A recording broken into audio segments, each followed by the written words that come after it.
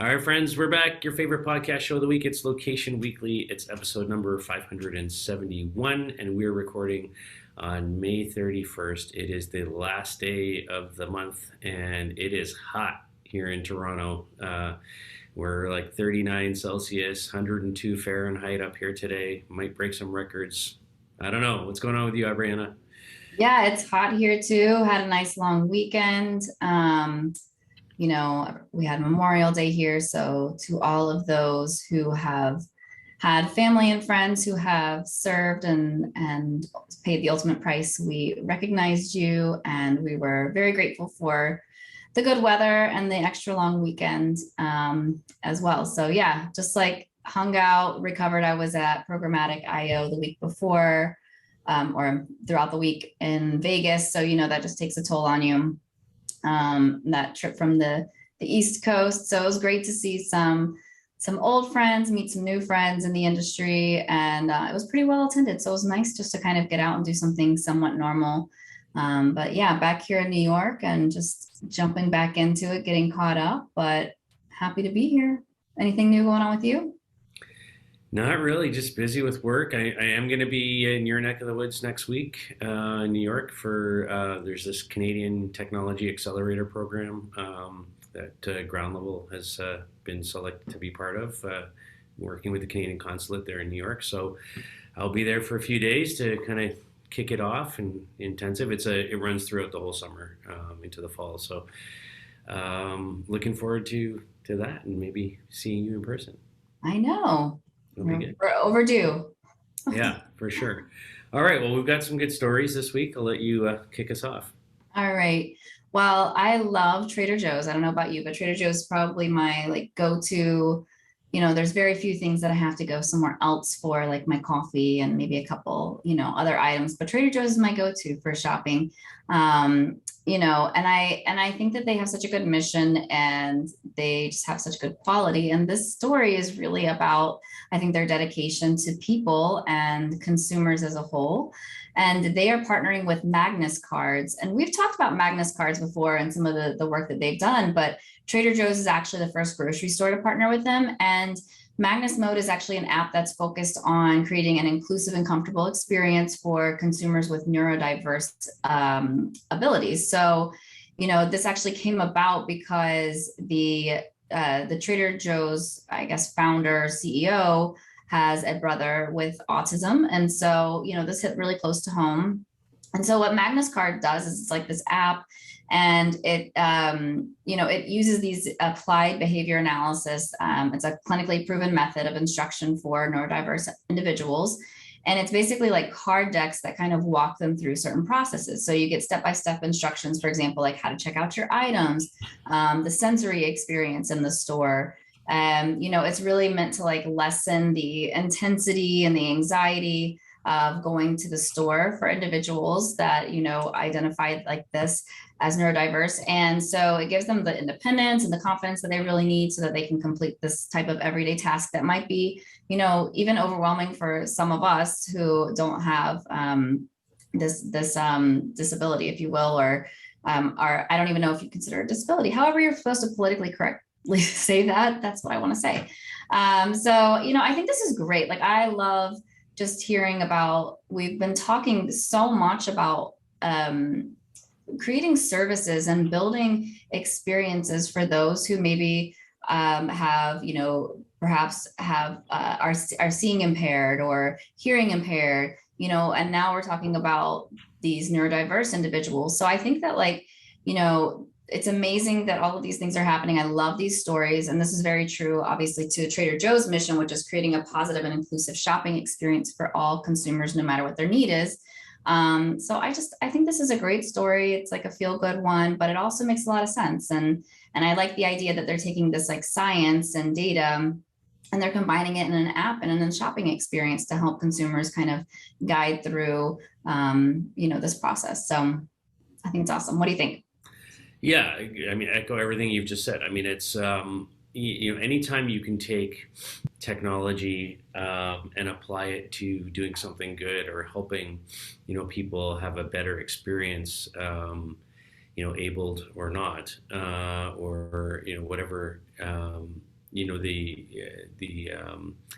issue is that they're trying to help make better or alleviate. I think it's a good thing, right? And certainly we've covered other stories on the show in the past. I remember we did a story on I think it was Barclays Bank in the UK that had set up this app where if you were a person with a physical disability, you could come in.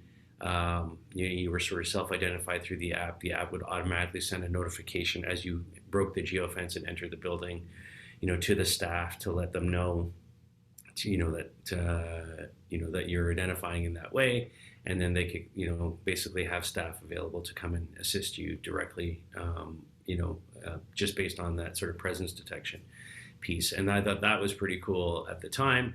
So, I think now, here we're, with Trader Joe's addressing, the neurodiverse community. I think this is a good thing. And like having ways to, walk them through, the different tasks, that these cards are, sort of the approach that they're taking. I like it. I like that it's mobile. I like that, they're kind of, just applying technology in an extremely positive way. And I like that the sort of, the founder there, is like, has a firsthand experience and knowledge of this with his, his own brother. So I think that's pretty cool as well. So yes, for sure. yeah. All right, on to our second story. So this one's really interesting. So I don't know if you've ever played around, Brianna, with Duolingo, the language learning app. I have. I know my kids fool around with it too. Anytime we were going on vacation somewhere, it would get downloaded and they would start playing around with sort of just, words that you can use to order food at a restaurant or, whatever the things might be. But Duolingo is, going beyond just their mobile app and sort of their game mechanics of, learning the language. And they're opening up a Taqueria, and where you can actually go and practice your Spanish. And this is kind of interesting. So this summer, I believe it starts on June the 15th. It's called DOOH Taqueria, and it's going to open right next to their headquarters at the Easter Liberty building in Pittsburgh, Pennsylvania. They've brought in a chef by the name of Marcella Ogrodnik, I think is how you say that. Ogrodnik is a Salvadorian pop-up Cafe Agnes one, which is, apparently quite popular. I'm not familiar with that, but anyhow, on the menu, you're going to find all kinds of Mexican-style tacos, heirloom corn tortillas, marinated pork, chorizo, brisket, all sorts of things, vegan options as well. What's really cool about this is that it's a Mexican restaurant, right? You can go in, you can sit down, you can eat like you can at any other one, but the staff is fully bilingual, and you're encouraged to basically go there and practice your Spanish and kind of take it outside of the app and into the physical world. And they've created the Espanol Challenge, a single speech-based question sourced from the app, and customers who answer correctly will earn to 10 to 20% discount off their meal as well. So they're incentivizing this, or you can get a free taco or a side of chips. So I think it's really, really cool, like that they're kind of taking something that's been really popular on the mobile side of things, and then creating a physical location where you can go and kind of experience it in real life, work on your Spanish language skills in person with staff, with other patrons potentially, and they're incentivizing you to kind of do that. So I think it's pretty interesting. What are your thoughts? Well, I love a good taqueria, and I also I like Duolingo. It's fun. It's great that you have something kind of at your fingertips, and you can practice when you're just like on the train or like you said in the car, going somewhere, traveling. So it's a fun tool and a great app. But it's very digital. So I love that they're bringing this into the physical world. And when we lived in Atlanta, the Latin American Association actually had like coffee with friends, where it was really focused on like a native Spanish speaker and a native English speaker getting together for an hour and just practicing the other language together. So I think that it's great to be able to be in a kind of alleviate the tension and the pressure, because I think a lot of times when you're trying to learn a new language, and you're only speaking to native speakers, or you're only speaking to someone with like a very elevated level, it kind of puts a lot of pressure on you and you feel a little bit shy or timid. And so they used to pair people up to do this. So I like this idea because, like you mentioned, the staff both, is bilingual, but you probably are meeting other people that want to learn and practice Spanish there as well. So I think this is really a fun effort. And I think that they could do more, like beyond just, having to set this up within a restaurant, right? I think this is great for like a pop-up and kind of a kickoff to something like this. But my guess is that they're looking to figure out if they can expand this even further. So.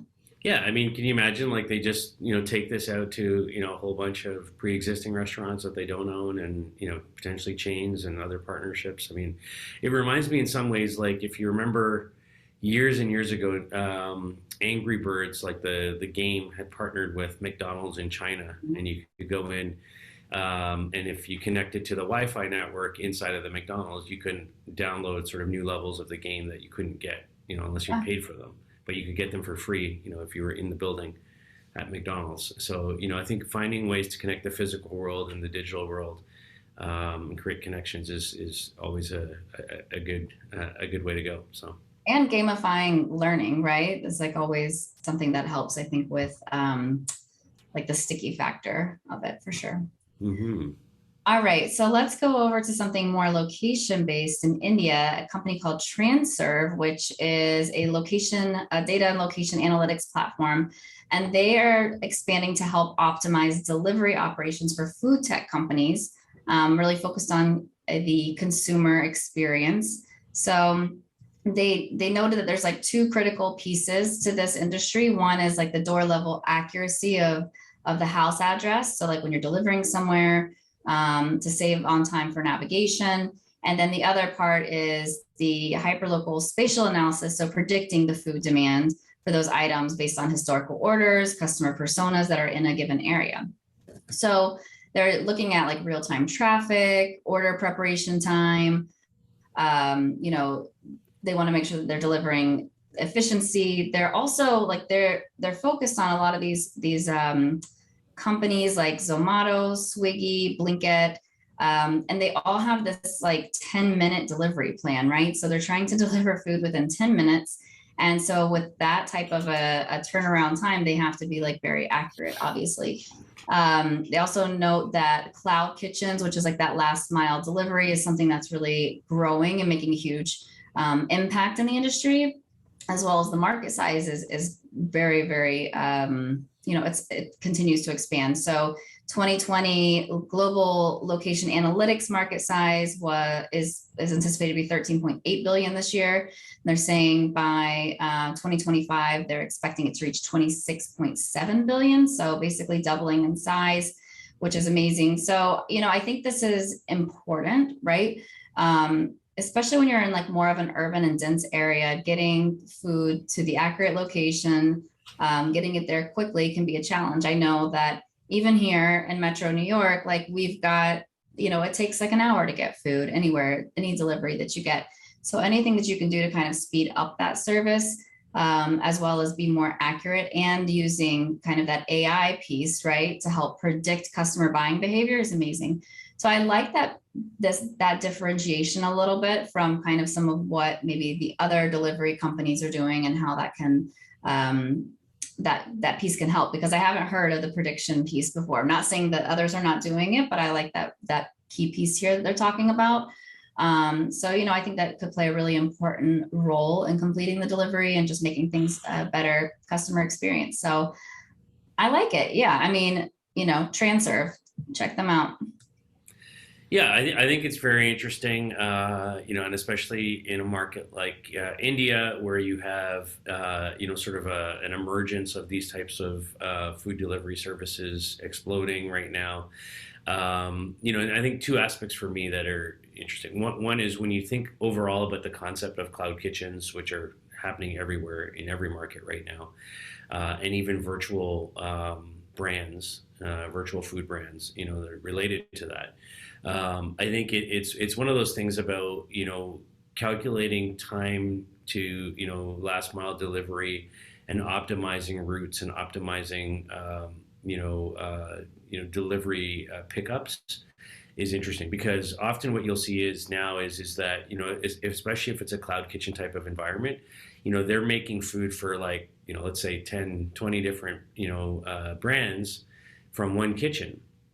But if, orders are coming in, on, Uber Eats or, whatever platform they're coming in on for 2 or 3 different brands, but they're all like, the orders are sort of all being delivered to sort of the same general neighborhood, then kind of packaging those up for the same driver and routing them all in the same time frame, so that you can kind of optimize that driver is going to do these 3 deliveries all at once, becomes really interesting, and that requires a lot of calculations and a lot of route optimization technology. So I think that becomes really powerful. The second piece for me is that, just to touch on their grid system, which I find kind of unique. So apparently they've created grids at 350 meters for various categories. So these aren't just grids that are kind of geo-based on their own. They're, grids that also within the grid contains buyer personas, product, profiles, demographic, pieces, and what they call risk grids for major cities in India. So meaning, like, is there a lot of traffic, or, what are the risks here? So I think that's really interesting too, right? Because, if you look at, a lot of the location services that are out in the market today, think of something like QuadKey, for example, which uses a grid system. They're more about, sort of what buildings, what properties, what homes are within that grid, but they aren't typically layering in, sort of these personas or demographic profiles on top of the grids, all sort of contained together, or even creating grids that are only based on that. So I think, the combination of those things is really interesting to me, but I like it. I'm going to have to check out Transverse some more. Yeah, and just in case you are wondering, cloud kitchens and ghost kitchens and dark kitchens, all those kitchens, those are all the same thing. And one other thing that I saw that was like really interesting is that the food delivery market is expected to grow by 15 billion in 2023. That's a huge number. So yeah, lots of money to be made here in this industry. There you go. All right, let's go on to our final story now. So there's a company called Engine Creative, which is a digital marketing agency, and they are using some tech to help out a charity called Missing People, which is exactly what you think it is. It's when people go missing, and so we're all kind of familiar with the old posters that go up on the lampposts of here's the image headshot of the person that's missing. If you've seen them, call this number. And so they basically are trying to kind of recreate that using AI technology and digital out of home. And so they recreate basically on screens a live image of the person being sought. And the thinking of it is that, if you're walking by and you're seeing this on the screen, it's creating, a more sort of emotional, visceral connection with, with you passing by. And that might trigger a memory or recall or some sort of positive response in that way. And the digital at home displays also offer full flexibility of like the orientation, facial features, so it looks like the missing person is actually looking at you, which is kind of interesting. Ocean Outdoors, the digital out of home company that they've partnered with on this, and they're not, they've done these kinds of things 1,000 times. Like they're very good at sort of these types of charitable, connective, facial recognition or just connecting with the passerby type of campaign. So I really like this.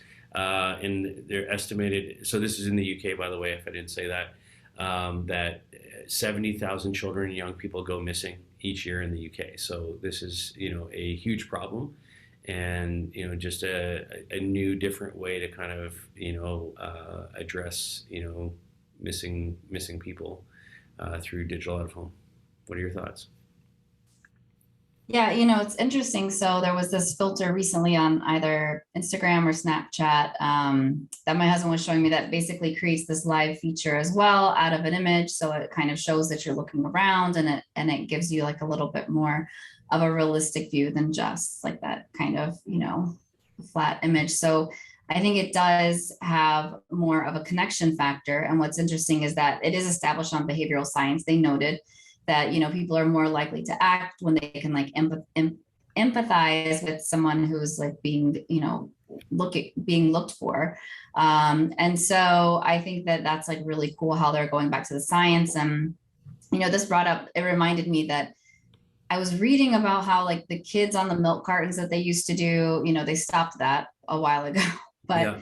how like the success was very controversial of that. And it was very interesting how they were putting it on milk cartons, which mostly children were drinking, inside of schools. And so like the awareness of it wasn't really where it probably needed to be. But I like this idea of the billboards using that behavioral science, showing more of a live image, and also just the massive reach, So I think this is such an important effort. And I like the way that they're like embedding different technologies to be able to kind of pull things together, and hopefully they'll have great success with it.